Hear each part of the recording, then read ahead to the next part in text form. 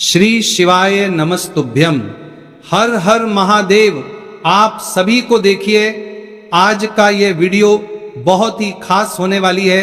आप सभी लोग जानते हैं कि 23 दिसंबर 2025 यानी मंगलवार के दिन पौष महीने की शुक्ल पक्ष तृतीया तिथि पड़ रही है और इसी दिन किया गया 11 गेहूं के दाने वाला उपाय कभी भी विफल नहीं जाता है। और अगर आपने भी इस महीने में यह उपाय नहीं किया है तो इस उपाय से चूकना मत दोस्तों, क्योंकि इसी दिन किया जाने वाला पंडित जी द्वारा बताया गया 11 गेहूं के दाने वाला उपाय आप लोगों को जरूर करना चाहिए।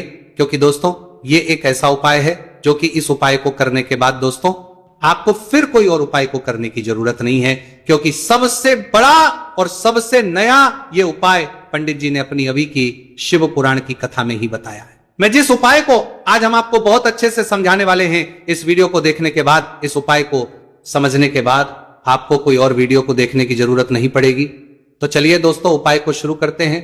देखिए ये दिन इतना खास होता है, इतना महत्वपूर्ण होता है। देखा गया है कभी कभी बड़े बड़े पूजा पाठ अनुष्ठान से जो मनोकामना पूर्ण नहीं होते। 23 दिसंबर 2025 पौष मंगलवार तृतीया तिथि के दिन एक छोटे से उपाय करने से ही आपकी मनोकामना पूर्ण हो जाती है।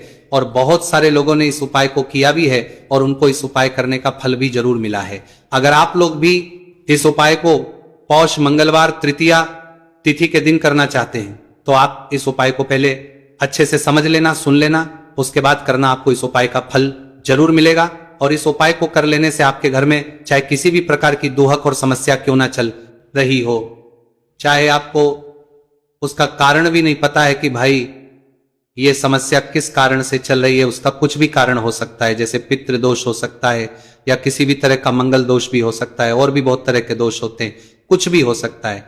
पर आपको इस उपाय को करने के लिए आपको अपने दोष को पता लगाने की भी जरूरत नहीं है। बस पौष मंगलवार तृतीया तिथि के दिन आपको इस 11 गेहूं के दाने वाले उपाय को आप लोगों को कर लेना है। ये एक ऐसा उपाय है जिस उपाय को अगर किसी विशेष दिन पर किया जाए तो भाई उस विशेष दिन का जो है वह तो मिलता ही मिलता है। पर हमने उस दिन पर इस गेहूं वाले उपाय को किया है तो हमें उससे भी बड़ा फल मिलता है, और फल बहुत जल्दी मिलता है, क्योंकि आप इस उपाय को बहुत ही बड़े और विशेष दिन पर कर रहे हो। क्योंकि दोस्तों 23 दिसंबर 2025 आज पर है 2025 यानी कि मंगलवार के दिन तृतीया तिथि का बहुत ही ज्यादा बड़ा महत्व होता है। इसीलिए दोस्तों आज की इस वीडियो में हम आप लोगों को 11 गेहूं के दाने वाला उपाय समझाएंगे, जिस उपाय करने से अगर आपकी किसी भी प्रकार की मनोकामना है, किसी भी प्रकार की परेशानी है, सबसे ज्यादा समस्याएं आपके जीवन में ही है। अगर आपको धन प्राप्ति नहीं हो पा रहा है, रुपए पैसे की आपके घर में लगातार दिक्कत परेशानियां चलती चली आ रही है, आपका व्यापार आपकी नौकरी अगर अच्छे से नहीं चल रहे हैं, जिसकी वजह से घर में लगातार आर्थिक समस्याएं बनी रहती हैं, घर का कोई ना कोई सदस्य अगर बीमार रहता है, आपस में दूसरे से लड़ाई झगड़ा होता रहता है, किसी की अगर बनती नहीं है, तो पूज्य गुरु जी ने कहा है कि जब आपके जीवन में ऐसी परिस्थितियां आ जाए कि आप एक एक रुपए खर्च करने से पहले कई कई बार सोचने लगे हो, आपको धन प्राप्ति अगर नहीं हो पा रहा हो, तो आपको सिर्फ और सिर्फ 11 गेहूं के दाने से एक ऐसा विशेष उपाय करना है जो आपकी इन सारी समस्याओं को सिर्फ 7 दिन के अंदर ही समाप्त कर देगा।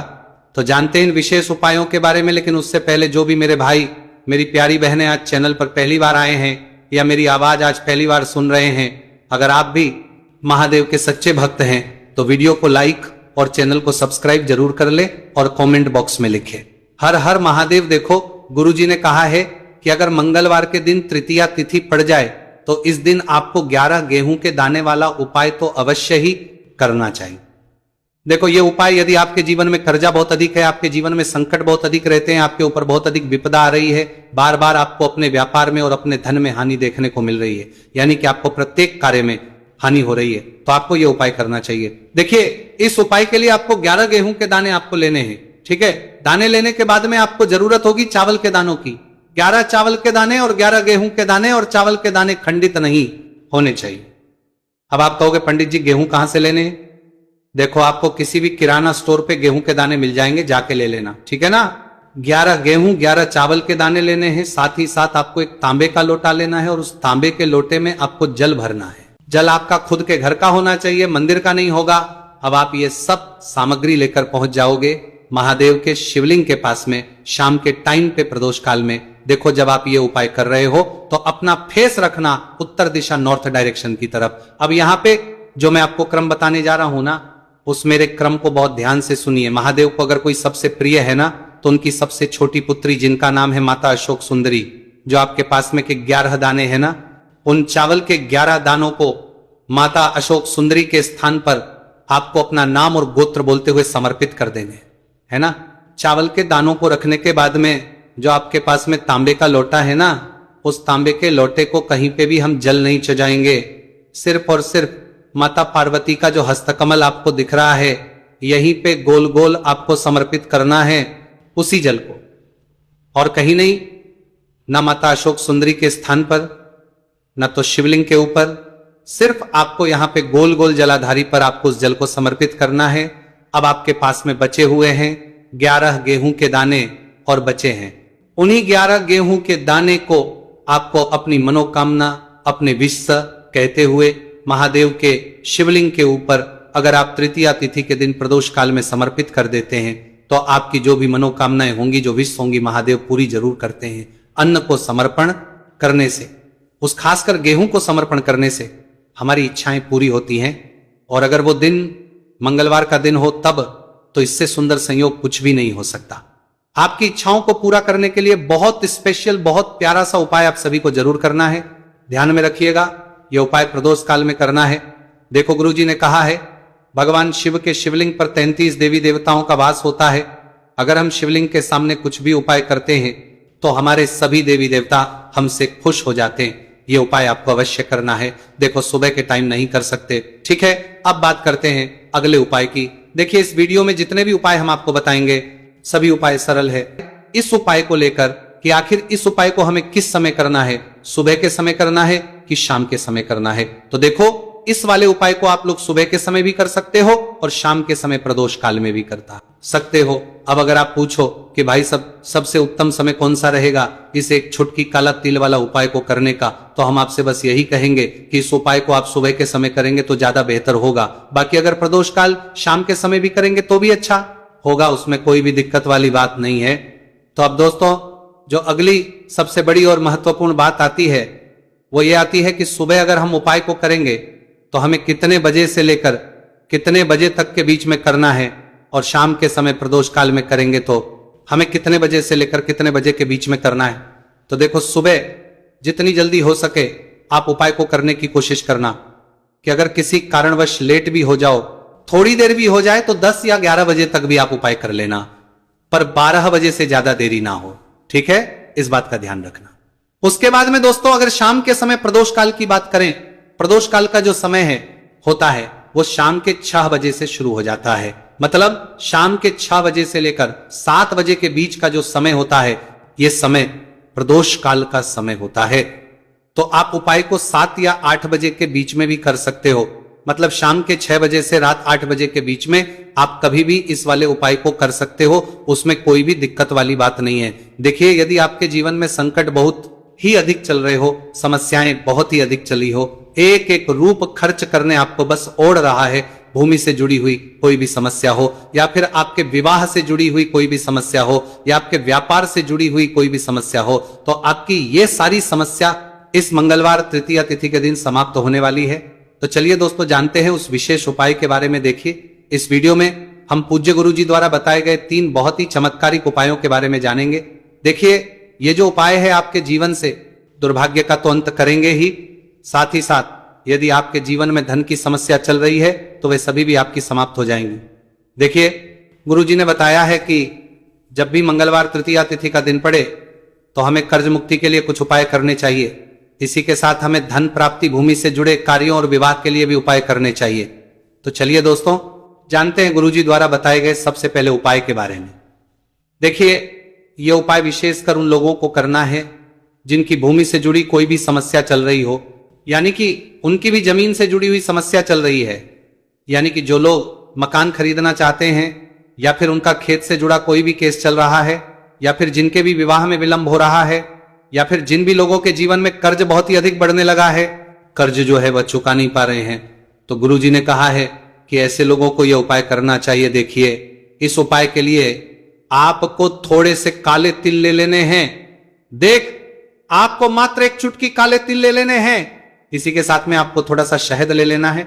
फिर सबसे अंत में आपको एक लोटा शुद्ध जल ले लेना है।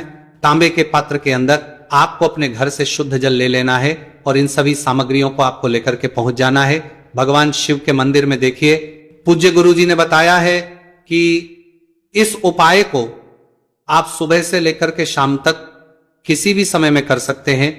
देखिए, मंदिर पहुंचने के आप जो काले तिल लेकर के गए थे उनमें आपको थोड़ा सा शहद लगा लेना है। देखिए, आप जो शहद लेकर के आए हैं उस शहद में आपको ये काले तिल अच्छे से डुबो देना है और शहद से युक्त ये जो काले तिल हैं इन्हें आपको शिवलिंग पर अर्पित कर देने हैं या फिर आपको शिवलिंग के चारों तरफ अच्छे से काले तिल का लेपन कर देना है। पूज्य गुरु जी ने बताया है कि लेपन करते समय यदि आपके जीवन में कर्ज से जुड़ी समस्याएं चल रही हैं, लेपन करते समय आपको आर्यन मुक्तेश्वर महादेव का स्मरण करना है या फिर आपके जीवन में विवाह से संबंधित या फिर जमीन से संबंधित कोई भी समस्या चल रही है तो फिर आपको मंगलेश्वर महादेव का स्मरण करना है। इसके बाद जो आप जल लेकर के आए हैं उसे आपको धीरे धीरे शिवलिंग पर अर्पित कर देना है तथा आपको लगातार शिव महापुराण के मूल मंत्र श्री शिवाय नमस्तुभयम इस मंत्र का जाप करते रहना है। पूज्य गुरु जी ने बताया है कि सिर्फ एक मंगलवार तृतीया तिथि यह उपाय करके देखना और आप स्वयं देखेंगे कि 2 से 3 महीने के अंदर आपके जीवन से जुड़ी हुई जो भी समस्याएं हैं बस सभी समस्या बहुत ही जल्द महादेव की कृपा से दूर होने लगेगी। तो दोस्तों, इस प्रकार से आपको यह पहला उपाय ना है। अब हम जानते हैं दूसरे विशेष उपाय के बारे में। देखिए, इस उपाय के लिए आपको एक प्यारी सी बेलपत्र ले लेनी है। इसी के साथ में एक लोटा शुद्ध जल लेना है तांबे के पात्र के अंदर और इसी के साथ में आपको थोड़ा सा शहद ले लेना है। देखिए, मंगलवार का दिन है और मंगलवार तृतीया तिथि के दिन यदि हम शहद का उपाय करते हैं तो इससे महादेव हमसे बहुत ही अधिक प्रसन्न होकर के हमारी मनोकामना को परिपूर्ण करते हैं। देखिए दोस्तों, यदि आपको बेलपत्र नहीं मिल पाती है तो आप भगवान शिव के शिवलिंग पर जो बेलपत्र छड़ी हुई होती है उसे शुद्ध जल से धो करके उसका उपयोग कर सकते हैं। तो इन सभी सामग्रियों को आपको भगवान शिव के मंदिर में लेकर के पहुंच जाना है। गुरुजी ने कहा है कि इस उपाय को भी आप सुबह से लेकर के शाम तक किसी भी समय में कर सकते हैं। देखिए, मंदिर पहुंचने के बाद आपके पास जो एक बेलपत्र है और बेलपत्र की जो सबसे बड़ी वाली पत्ती होती है और उसकी जो चिकनी साइड होती है उस पर आपको अच्छे से शहद का लेपन कर देना है। यानी कि बेलपत्र की बड़ी वाली पत्ती पर, पूरी ही पत्ती पर अच्छे से शहद लगा देना है। अब देखिए, ये जो बेलपत्र है इसे आपको अपने सीधे हाथ की हथेली पर रखना है और आपके जो भी कार्य अटक रहे हैं, देखिए बहुत से लोग ऐसे होते हैं जो अपने नौकरी को प्राप्त करने के लिए सालों से तैयारी करते हैं लेकिन उनको नौकरी नहीं प्राप्त हो पाती है। बहुत से ऐसे लोग होते हैं जो बहुत ही मेहनत करते हैं, धन भक्ति के लिए बहुत अधिक प्रयास करते हैं लेकिन फिर भी उनको धन प्राप्त नहीं हो पाता है। तो गुरुजी ने बताया है कि जब भी आपको अपने कार्यों में सफलता ना मिले तो फिर आपको मंगलवार के दिन इस उपाय को अवश्य करना चाहिए। देखिए, अब आपको जिस भी कार्य में सफलता प्राप्ति करनी है उस कार्य को सफल बनाने के लिए आपको महादेव से प्रार्थना कर लेनी है और फिर ये जो एक बेलपत्र है इसे आपको भगवान शिव के शिवलिंग पर अर्पित कर देनी है। देखिए, बेलपत्र की चिकनी साइड जिस पर आपने शहद लगाए हैं वह शिवलिंग से स्पर्श रहेगी और इसकी जो डंडी है वो आपको जलाधारी की ओर रखनी है। इस प्रकार से आपको ये बेलपत्र अर्पित कर देनी है। अब देखिए, आप जो एक लोटा जल लेकर के आए हैं उसे आपको भगवान शिव के शिवलिंग पर धीरे धीरे अर्पित कर देना है। श्री शिवाय नमस्तुभयम इस मंत्र का जाप करते हुए देखिए, जैसे ही ये जल शिवलिंग से होकर के जलाधारी की ओर बहकर के आएगा तो इसे आपको थोड़ा सा अपने सीधे हाथ की हथेली में झेल लेना है। इस जल को आपको अपनी दोनों आंखों पर लगा लेना है और इस जल का थोड़ा सा छिड़काव आपको अपने शरीर पर कर लेना है। पूज्य गुरु जी ने बताया है कि जब भी हम मंगलवार के दिन शहद वाली बेलपत्र शिवलिंग पर अर्पित करते हैं तो इससे हमें महादेव हर कार्य में सफलता प्राप्त करवाते हैं। यदि हमें अपनी मेहनत करने के बावजूद भी पर्याप्त मात्रा में सफलता नहीं मिल पा रही है तो गुरु जी ने कहा है कि आपको मंगलवार तृतीया तिथि के दिन यह चमत्कारिक उपाय अवश्य ही कर लेना है। अब दोस्तों, हम जान लेते हैं गुरु जी द्वारा बताए गए तीसरे विशेष उपाय के बारे में। देखिए, इस उपाय के लिए भी आपको मात्र एक लोटा शुद्ध जल ले लेना है तांबे के पात्र के अंदर। फिर इसी के साथ में आपको एक प्यारी सी बेलपत्र ले लेनी है। बेलपत्र आपको ध्यान रखना है कि कैसे भी कटी हुई खंडित नहीं होनी चाहिए। अब देखिए, मात्र 2 सामग्री लेकर के आपको भगवान शिव के मंदिर में पहुंच जाना है। पूज्य गुरुजी ने बताया है कि यह उपाय विशेषकर उन लोगों को करना है जिनकी कोई भी विशेष मनोकामनाएं जो कई दिनों से परिपूर्ण नहीं हो पा रही, चाहे वो विवाह से संबंधित हो, नौकरी से संबंधित हो, व्यापार से संबंधित हो, चाहे किसी भी प्रकार की मनोकामना है जो परिपूर्ण नहीं हो पा रही है, तो उसके लिए आपको यह उपाय करना है। देखिए, इस उपाय को भी आप सुबह से की शाम तक किसी भी समय में कर सकते हैं। देखिए, मंदिर पहुंचने के बाद सबसे पहले तो आप बेलपत्र लेकर के आए हैं, उसे आपको अपने सीधे हाथ की हथेली पर रखना है और आपको महादेव से प्रार्थना करनी है कि हे मेरे महादेव, मेरी ये जो मनोकामनाएं बहुत दिनों से अधूरी है, मैंने कई प्रकार के उपाय कर लिए हैं, कई प्रकार के व्रत कर लिए हैं, लेकिन अभी तक मेरी मनोकामना परिपूर्ण नहीं हो पाई है, तो उस मनोकामना को परिपूर्ण करने के लिए प्रार्थना करनी है और यह एक बेलपत्र आपको शिवलिंग पर अर्पित कर देनी है। देखिए, बेलपत्र की जो चिकनी साइड है वो शिवलिंग से स्पर्श रहेगी और इसकी जो है वो आपको जलाधारी की ओर रखनी है। इस प्रकार से आपको ये बेलपत्र अर्पित कर देनी है। इसी प्रकार से आपको ये बेलपत्र अर्पित करनी है। अब देखिए, आप जो एक लोटा शुद्ध जल लेकर के आए हैं, इसे आपको धीरे धीरे शिवलिंग पर अर्पित कर देना है। इस मंत्र का जाप करते हुए, देखिए, जल अर्पित करते हुए आपको कम से कम 11 बार श्री शिवाय नमस्तुभयम या फिर ओम नमः शिवाय इस मंत्र का जाप कर लेना है। पूज्य गुरु जी ने बताया है कि जो भी व्यक्ति 23 दिसंबर मंगलवार तृतीया तिथि के दिन शिवलिंग के सामने इस उपाय को करता है तो उसकी जो भी मनोकामना है वह महादेव की कृपा से निश्चित ही परिपूर्ण हो जाती है। तो दोस्तों, ये थे पूज्य गुरु जी द्वारा बताए गए कुछ बहुत ही खास उपाय। अगर आपको जानकारी अच्छी लगी हो तो वीडियो लाइक करिएगा। मिलते हैं फिर एक नए वीडियो के साथ। श्री शिवाय नमस्तुभयम।